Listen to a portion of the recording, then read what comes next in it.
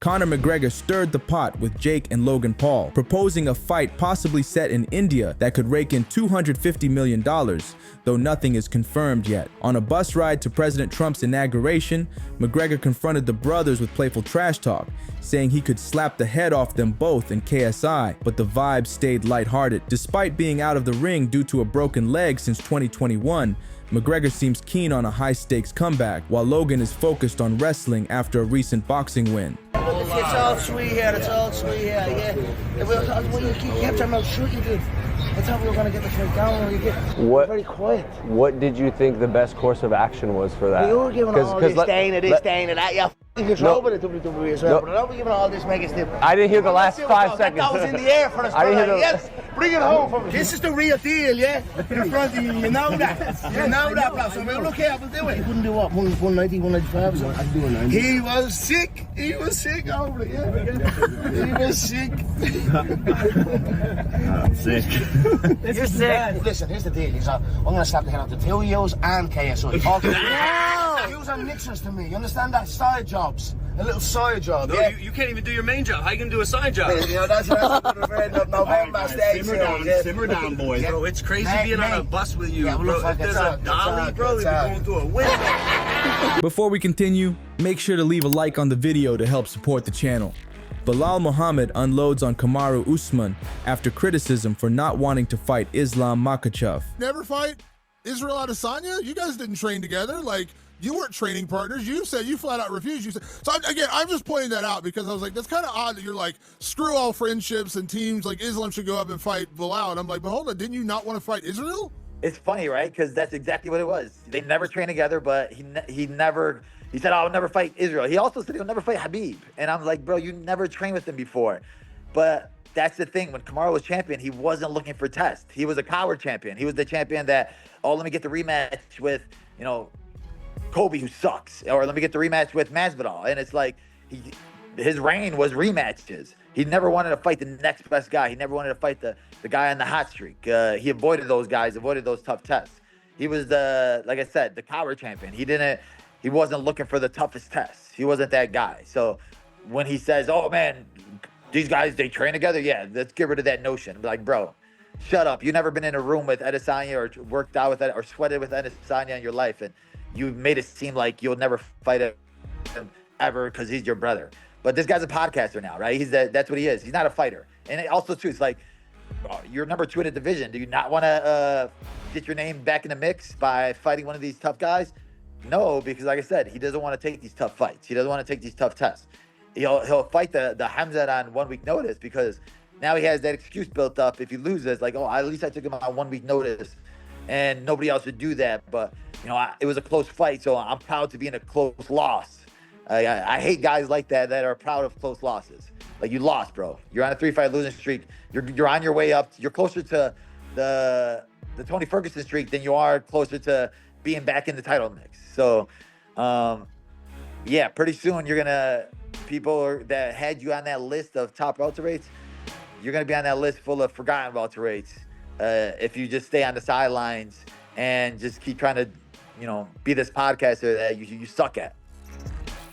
Former Bellator champion Patricky Pitbull has parted ways with the PFL and signed with the upstart Global Fight League. This move marks another chapter in the career of the seasoned MMA fighter. In a recent tweet, he said, "So many exciting fights for me on Global Fight League. I can't wait for the season to start. Anthony Pettis, Jeremy Stevens, Kevin Lee, the chance to give Will Brooks the beating Bellator protected him from. I'm looking for new fights, but wouldn't say no to a rematch with Ben Henderson too."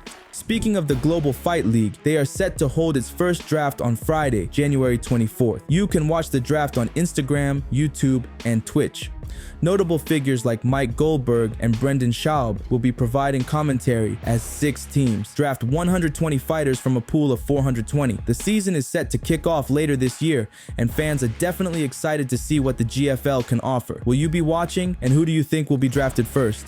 Robert Whittaker candidly reflected on his past feud with Israel Adesanya, admitting that at one point he was so upset he joked about wanting to hit Adesanya with a car. The former UFC middleweight champion acknowledged how intense emotions can get in the fight world. However, he clarified that those feelings are now behind him. And Izzy himself, he was probably the most receptive of everybody there. I think, you know, he was really open to the idea. I think I think we're just both in good places in our career right now. I had that when I was walking into his house. When I was walking into his house, I sat on his couch. He was asking me if I wanted anything to eat. I was like, "Oh man, where am I right now? How did we get here?" Because it was surreal to finally sit there, especially like we had because Australia and New Zealand, like it's us versus everybody else. But when it gets down to it, we kind of like being rivals as well, you know. But and then that kind of rivalry just, I don't know, set the stage for a long leg between me and Izzy. So it was good to finally hash that out. Whittaker also shared that his jaw injury from the fight against Khamzat Chimaev has healed and it wasn't that painful. How's the mouth doing? How are the teeth doing? How are you feeling overall? Yeah, I'm good. I'm good. The healing process was much faster than I think everybody expected. Just because, like I said, I was sick of those teeth anyway. You know, so I just got rid of them. It's also one of those things you can't really fight through.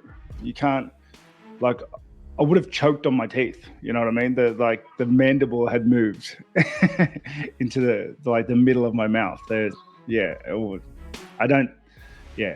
Can't fight. He also spoke about being annoyed with Daniel Cormier for showing the pictures of his injured mouth. Were you a little bit annoyed with DC for showing the photo of your mouth? I was super annoyed. Oh, wow.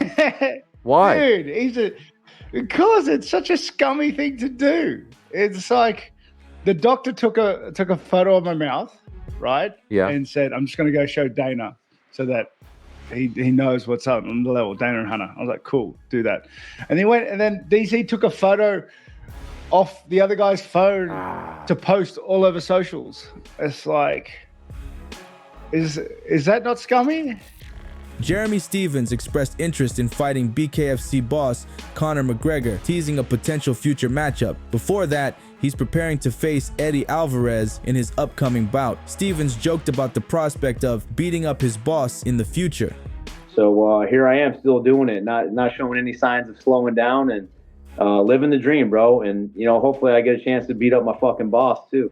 Is that? I was just gonna ask you that. Is that the ultimate goal? Because I feel like he really wants to do it. He wants to try this, and there's a storyline there with you.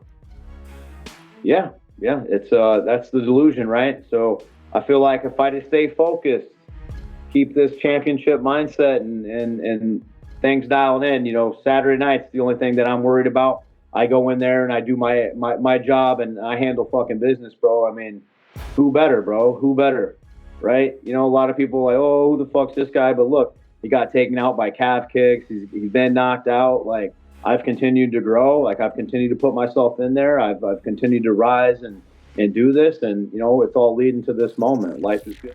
Corey Sandhagen believes he can beat Merab Dvalishvili even after seeing how Merab beat Umar at UFC 311. Styles make fights, all right? I think that if you're going to be a guy that fights against Merab, you have to have really, really, really good footwork and be able to defend the takedowns in an energy-efficient way, which we're going to talk about in this video. But that being said, Merab has fought O'Malley, beat him pretty decisively. Jan beat him pretty decisively. Umar beat him pretty decisively. Those are the three guys that are ahead of me.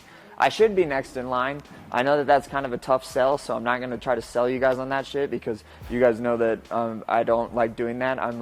I prefer to keep things real, okay? So I don't think that I should get a title shot off of an immediate loss. But I do think that if there is a style that beats Merab, it's one that can control the space the best. And say whatever you want about my style. What you have to say about it is that I probably have the best footwork in the division, and if not the best, like way, way up there, okay?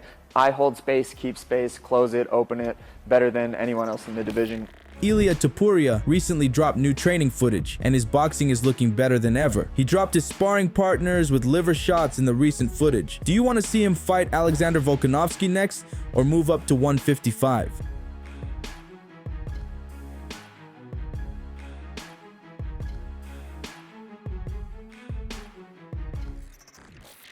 That's all for today. Make sure you like, comment, and subscribe for more MMA content. And if you missed yesterday's news, click the video on the screen to get caught up.